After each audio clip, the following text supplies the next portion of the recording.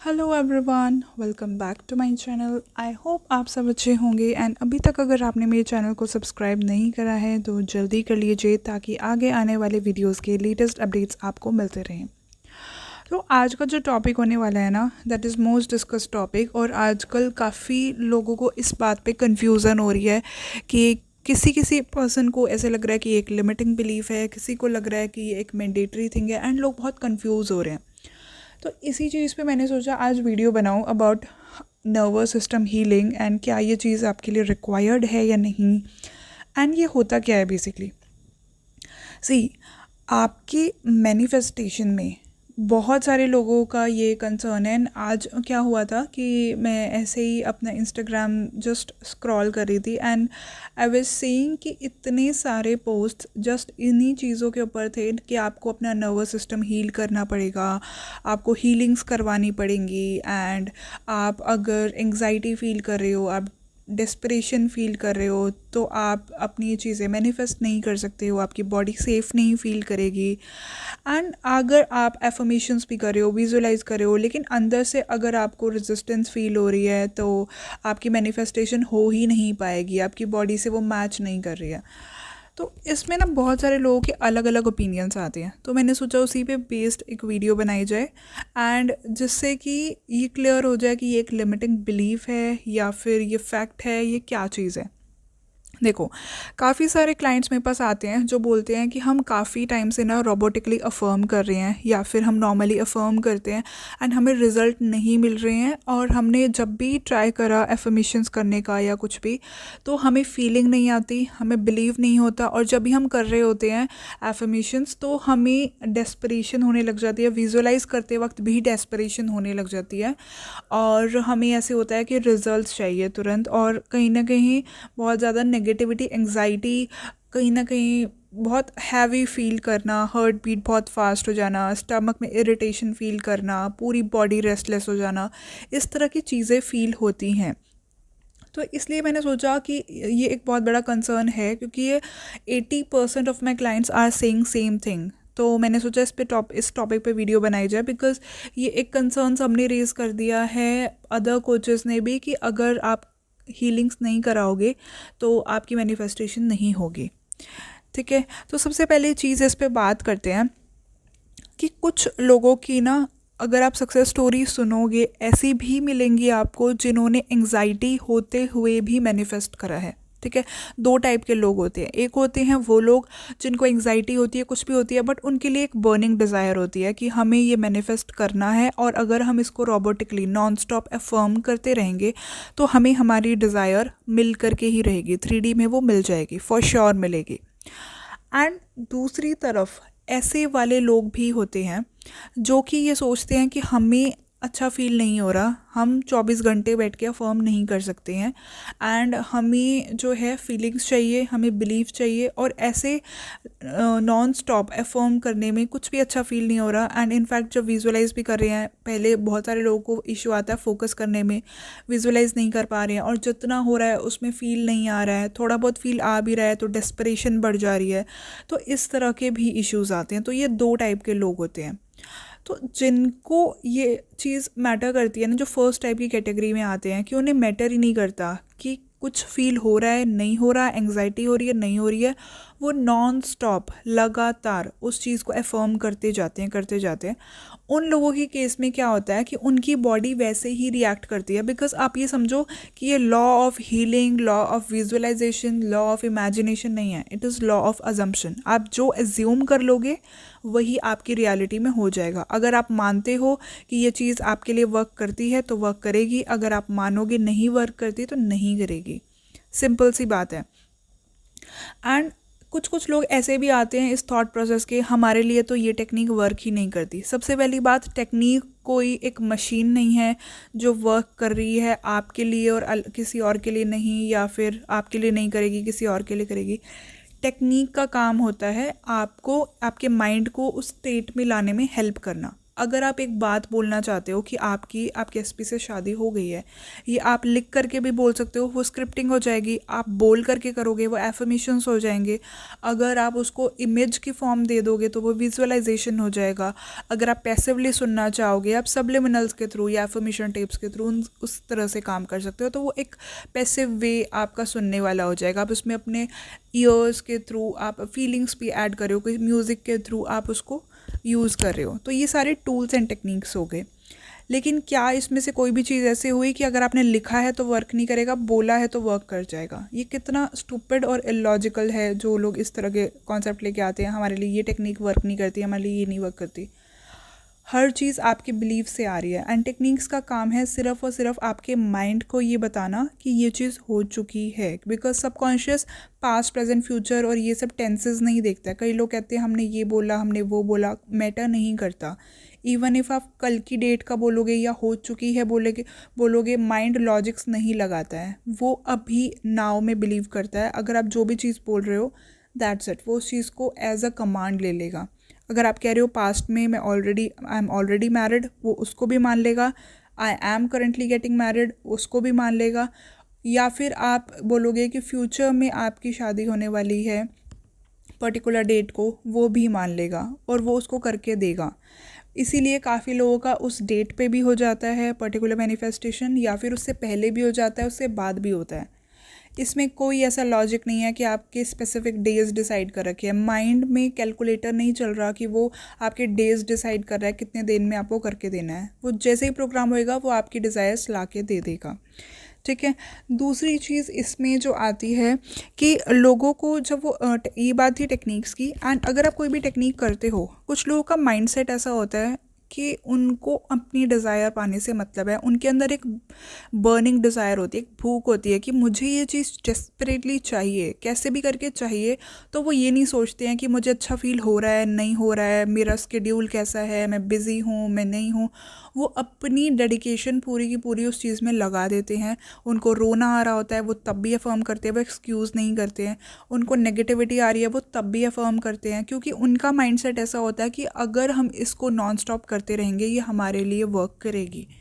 तो उन लोगों के लिए क्या होता है, उनके लिए ये कोई चीज़ मैटर नहीं करती, कौन सी हीलिंग कैसी हीलिंग, ये चीज़ें नहीं मैटर करती। बट कुछ लोगों का, सेकेंड कैटेगरी की बात करूँगी, कुछ लोगों का माइंडसेट ऐसा होता है कि उनके लिए ना एक वो हमेशा फीलिंग्स में रहे हैं कि वो फीलिंग्स को एंजॉय करते हैं। उनको हर छोटी छोटी चीज़ में ना फील करने की आदत है, चाहे नेगेटिव हो चाहे पॉजिटिव हो।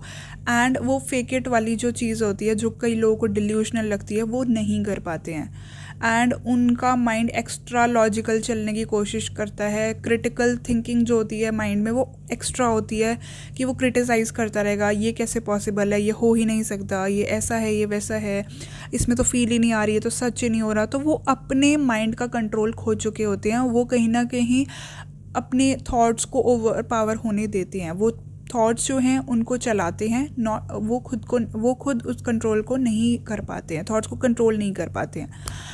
एंड उनके थॉट्स उनको कंट्रोल कर रहे होते हैं। तो वो कहीं ना कहीं अपने सेंसेस पे डिपेंड करते हैं कि उनके सेंसेस क्या कह रहे हैं। क्या उन्हें रिजल्ट दिख रहे हैं तो ही वो उसको बिलीव करेंगे, वरना नहीं करेंगे। अगर उनको एफर्मेशंस करते हुए फील आ रही है तो वो उसको सच मानेंगे, अदरवाइज़ नहीं मानेंगे। अगर वो चीज़ सुनाई दे रही है या फिर उनको वो एक रियल टाइप लग रही है, फील इट रियल टाइप, तो उसको सच मानते हैं, अदरवाइज़ नहीं मानते। तो इस तरह के भी लोग होते हैं। एंड जो इस तरह की कैटेगरी में आते हैं उनके लिए एफर्मेशंस रोबोटिकली या कैसे भी, नॉट जस्ट एफर्मेशंस, विजुअलाइजेशन भी नॉर्मली करना पॉसिबल नहीं है। उनको अंदर से एक रेजिस्टेंस फील होती है। और मैंने ये चीज़ देखी है अपने खुद के क्लाइंट्स में भी, ये चीज़ें देखी है कि अगर मैं उनको बोल भी देती हूँ ना, फीलिंग्स मैटर नहीं करती, आप थॉट्स पे फोकस करो, क्योंकि पहले थॉट्स आते हैं, फीलिंग्स पहले नहीं आती है। अगर अभी मैं बोल दूँ कि आपके पास इतने अमाउंट ऑफ मनी आने वाले हैं, आपके फीलिंग बाद में आएगी। पहले थॉट आया कि ओके ये मनी मिलने वाला है, उससे रिलेटेड आपको फीलिंग आएगी, हैप्पीनेस, एक्साइटमेंट, कोई भी। तो फीलिंग्स हम पहले फेक नहीं कर सकते, पहले हम थॉट लाएंगे देन फीलिंग आएगी। हमेशा से feeling is a by product.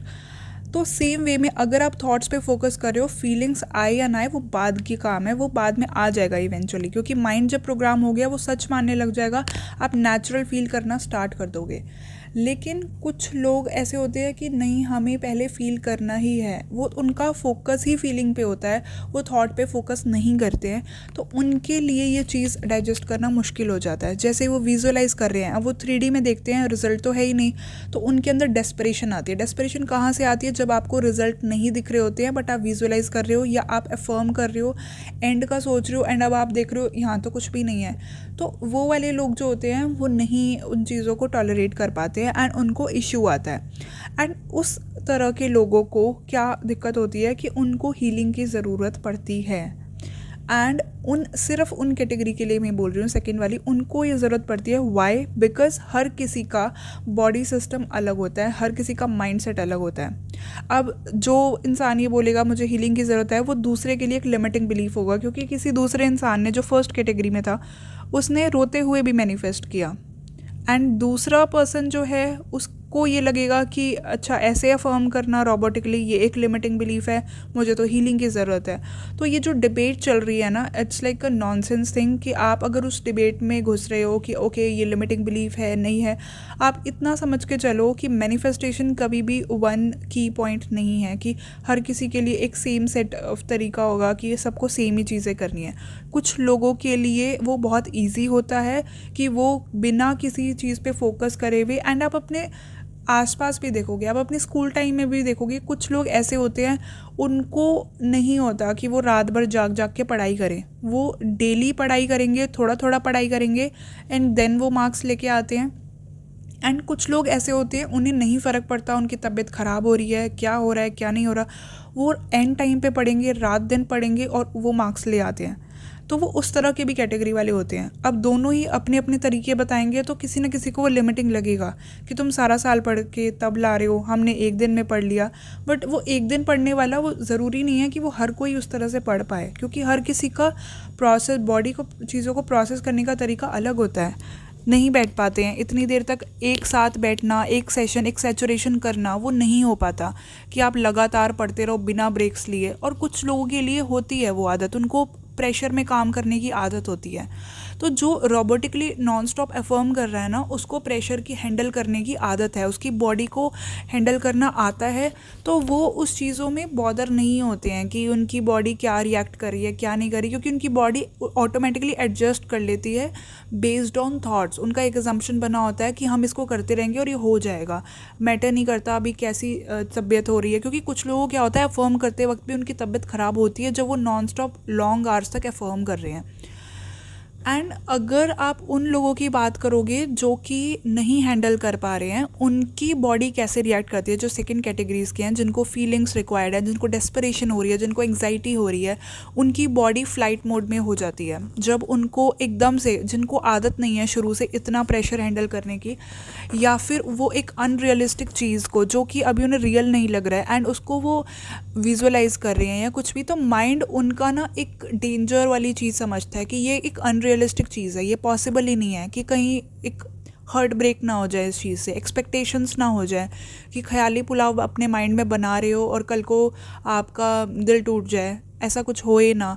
तो माइंड आपको प्रोटेक्ट करने की कोशिश करता है, क्योंकि वो हर चीज़ से कनेक्टेड है, आपके हार्ट से, आपके पूरा ब्रीदिंग प्रोसेस सब माइंड से कनेक्टेड है।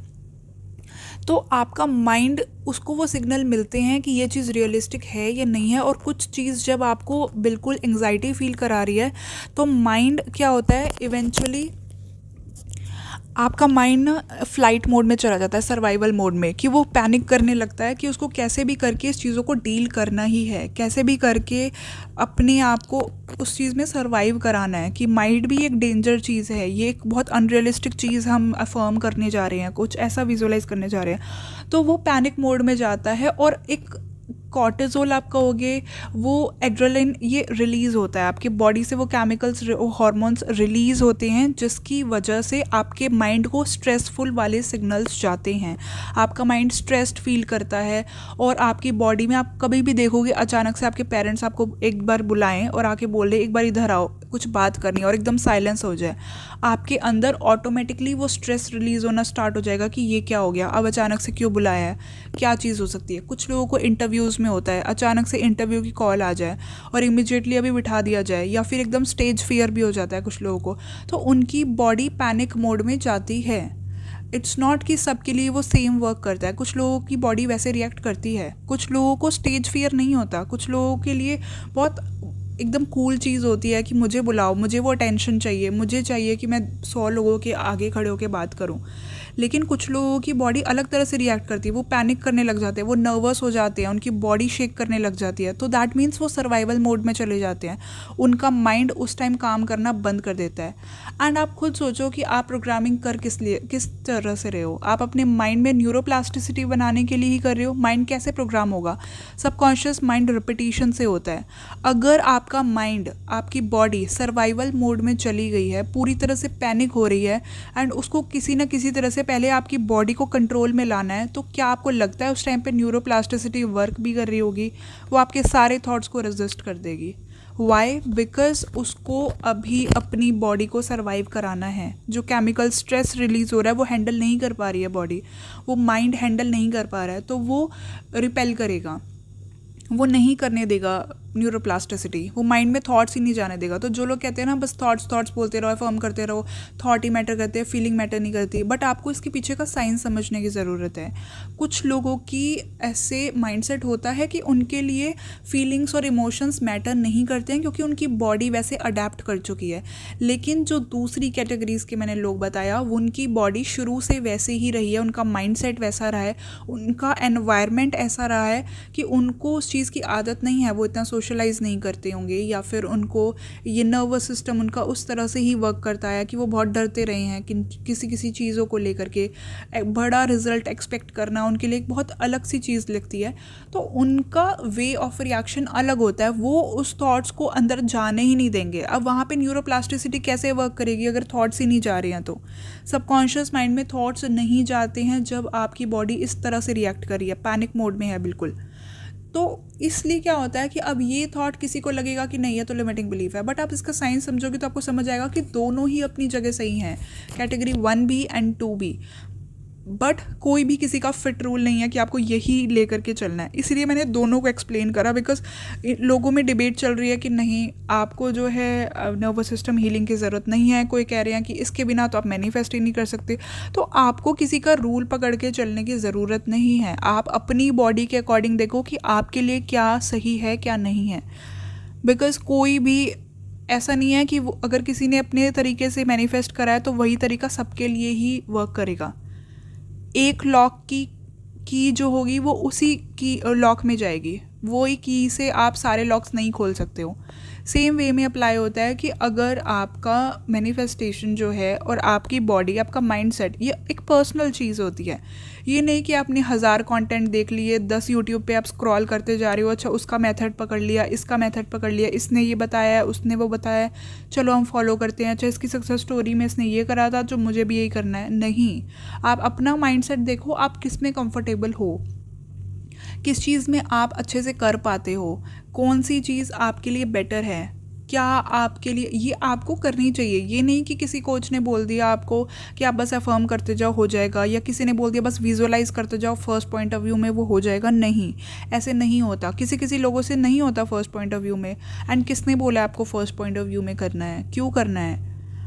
ये सारे के सारे जो है ना, ये अपने बताए हुए तरीके हैं कि किसी ने उस तरह से मैनिफेस्ट कर लिया तो वो थ्रू आउट एक एज अ कोच बन के वो उसी तरह की बातें बता रहे हैं। बट आपको उसके पीछे का लॉजिक समझने की ज़रूरत है कि अगर मैं ये करूँ तो क्यों करूँ, वाई, रीजनिंग उसकी जानने की ज़रूरत है।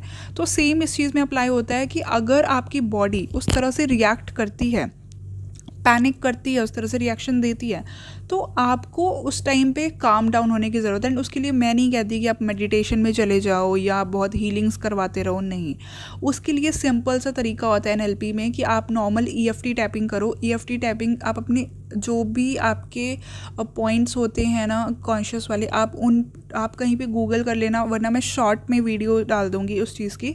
आपको अगर किसी को भी उस तरह का इशू आता है, एंग्जाइटी फील होती है, डेस्परेशन होती है, आप मुझे कमेंट में लिख देना कि आई एम द वन, मुझे एंग्जाइटी होती है या कुछ भी, तो मैं आपको अलग से आपको शॉर्ट वीडियो में रिक्वेस्टेड होगी अगर लोगों की तो मैं बना दूंगी उस चीज़ पे, या पोस्ट कर दूंगी, या मैं उसकी लिंक प्रोवाइड कर दूंगी कि आप वो सिंपल सा स्टेप कर सकते हो। अदरवाइज़ आप सिंपली पहले खुद के लिए एफर्मेशंस कर सकते हो जो कि सिर्फ सेल्फ के लिए होगी, खुद को सेफ फील कराने के लिए। Like I am feeling secure, I am feeling safe, I am feeling secure while doing EFT tapping.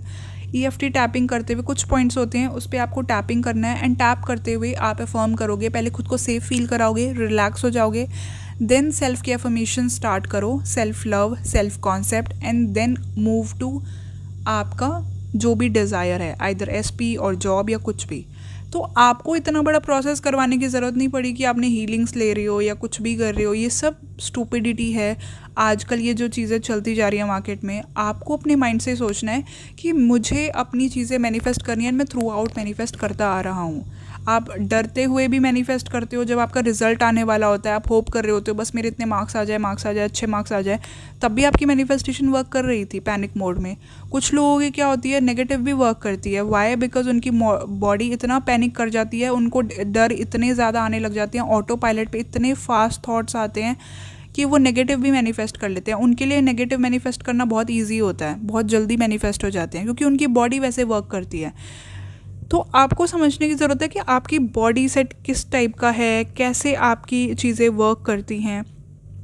And अगर आप कोचिंग ले रहे हो और आप चाहते हो कि I will scan your things, कि किस तरह से आपके लिए कौन सी सिचुएशन बेस्ट रहेगी, कौन सी टेक्निक आपके लिए बेस्ट रहेगी, so I can guide on that part also.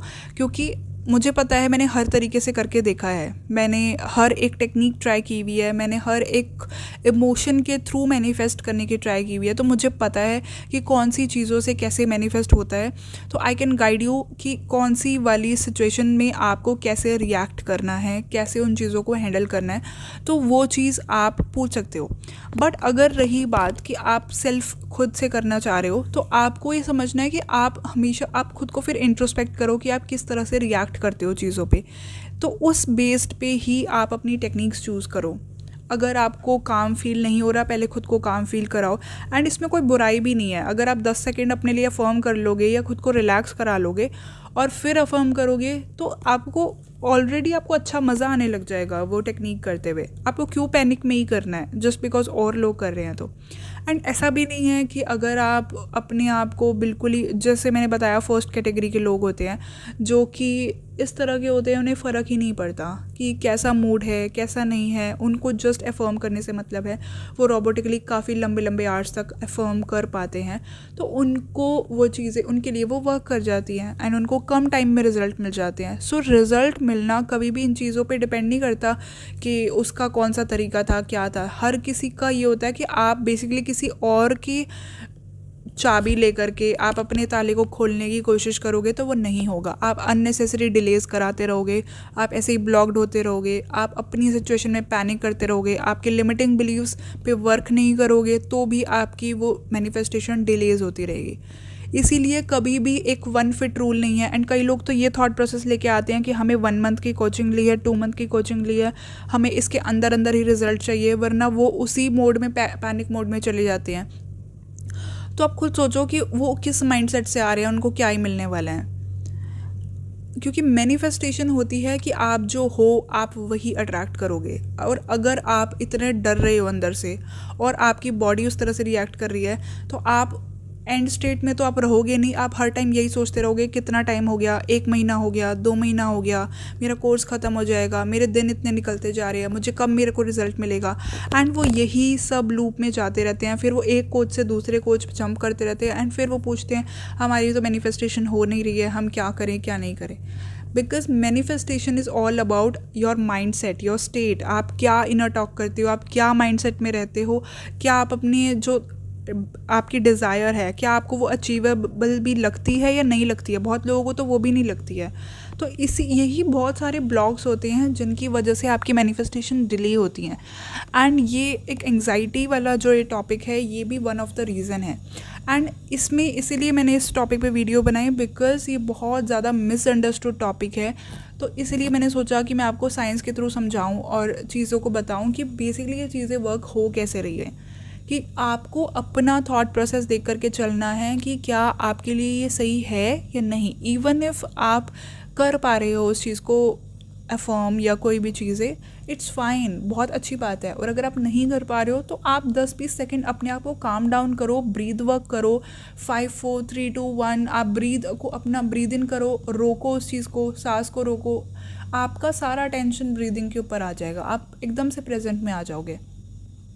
And जो लोग समझते नहीं है ना इन छोटी छोटी चीज़ों को एंड जस्ट वीडियोज़ को स्किप कर करके देखते हैं, उनको फिर वो चीज़ें समझ नहीं आती है। फिर उनको होता है बस अच्छा ये कंटेंट देख लिया, अच्छा इसमें ये वाला है, अच्छा ये देख लिया। अगर आप चीज़ों को समझोगे तो आपको समझ आएगा कि वीडियोस में बहुत सारी चीज़ें मैं डिटेल्स में कवर करती हूँ। मेरी सारी वीडियोस लॉन्ग वीडियोस होती है जिसमें मैं ज़्यादा से ज़्यादा एक्सप्लेन करने की कोशिश करती हूँ, आपको समझ आए कि आपको कैसे चीज़ें अपने आप मैनेज करनी है। आई होप आप सबको क्लियर हुआ हो। एंड अगर आपके कोई भी डाउट है आप कमेंट में पूछ सकते हो, I will be replying that, अगर वो 1 लाइनर 2 लाइनर हुआ तो। एंड अगर आपको डिटेल में गाइडेंस चाहिए, आपके कुछ ब्लॉकेजेस हैं, आप काफ़ी टाइम से ट्राई कर रहे हैं, मैनिफेस्ट नहीं कर पाए हैं, आपके लिमिटिंग बिलीव्स हैं या ब्लॉकेजेस हैं, आपको नहीं पता है, तो आप मुझसे गाइडेंस ले सकते हैं। एंड आपको आईडी मिल जाएगी डिस्क्रिप्शन में मेरी जीमेल की और मेरी इंस्टाग्राम आईडी भी। एंड 1-to-1 सेशन के लिए आप कांटेक्ट कर सकते हैं। ऑल्सो मेरा सेल्फ कॉन्सेप्ट चैलेंज भी आने वाला है जो कि बहुत डेप्थ में होगा एंड मैं सोच रही हूँ कि मैं उसको 1-to-1 में मूव कर दूँ। अभी वो मैंने उसको एज अ ग्रुप चैलेंज रखा है एंड उसमें मैं काफ़ी डिटेल में चीज़ों को लेकर के चलूँगी, past traumas, third party situation, अगर आपका एसपी मैरिड है या जो भी चीज़ें हैं उन चीज़ों के लिए, क्योंकि ये पूरी तरह से सेल्फ कॉन्सेप्ट पे ही रहेगा। एंड सेल्फ कॉन्सेप्ट जो होता है ना वो आपका मेन की है, उसके बिना आपकी काफ़ी सारी चीज़ें, सेल्फ कॉन्सेप्ट में बहुत सारी चीज़ें आती हैं एंड उसके बिना आपकी काफ़ी सारी 80% ऑफ चीज़ें जो हैं आपकी रुक जाती हैं और आप कहीं ना कहीं अपनी डिज़ायर को लेके मैनिफेस्ट कर रहे हो, बट आपके ब्लॉकेजेस जो हैं आप उनको लेकर के आप जान ही नहीं पाते हो कि आपका सेल्फ कॉन्सेप्ट कैसा है। तो जिनको भी वो चैलेंज चाहिए वो मुझसे कांटेक्ट कर सकते हैं। It will be starting on 16 May and मैंने उसकी डिटेल्स कम्युनिटी में पोस्ट कर दी है। तो मिलते हैं नेक्स्ट वीडियो के साथ, तब तक के लिए till then take care, bye bye, happy manifesting.